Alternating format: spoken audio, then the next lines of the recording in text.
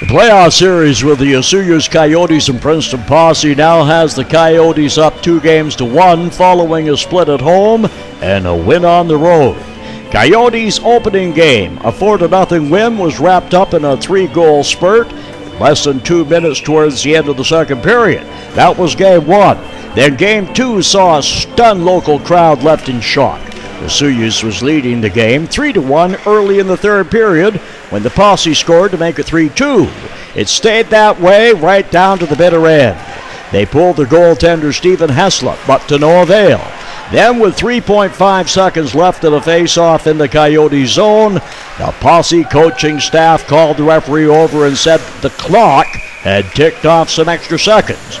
So they added 1.3 seconds to the clock, then went back to the corner and had the face-off.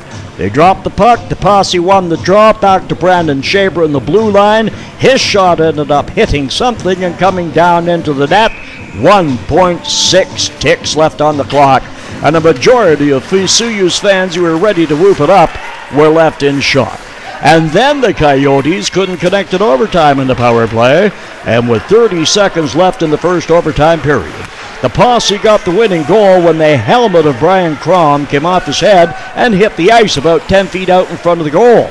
And that bit of a distraction was enough for Mort Johnson to pound it into the net for the overtime game-winning goal. 4-3 victory. The Posse had also brought a good contingency of fans to the game, and they were the ones whooping it up at game's end.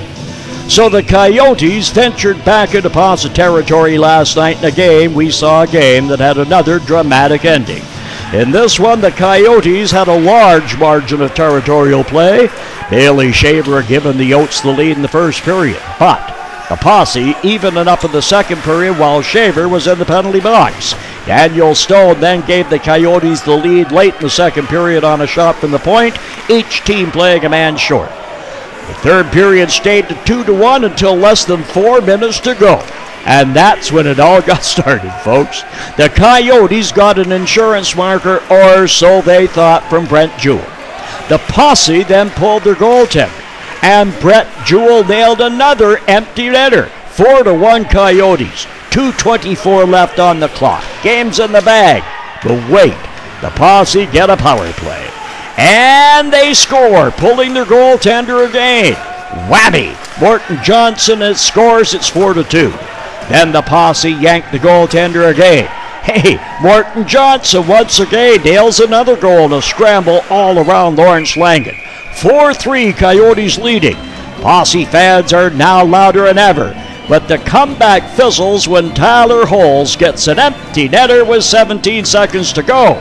A game that saw a few penalties for the first 55 minutes of action finished like a basketball game with a flurry of penalties, and it took about 5 minutes to finish the last 17 seconds.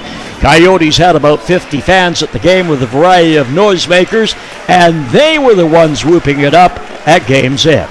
The result, a 2-1 lead in games for Osoyoos against a team that has shown no inclination to roll over and die. For the fans who watched the game last night in Princeton, they saw an unusual sidebar. It started in the second period when the Posse started talking to referee Bronson Taislar after every whistle.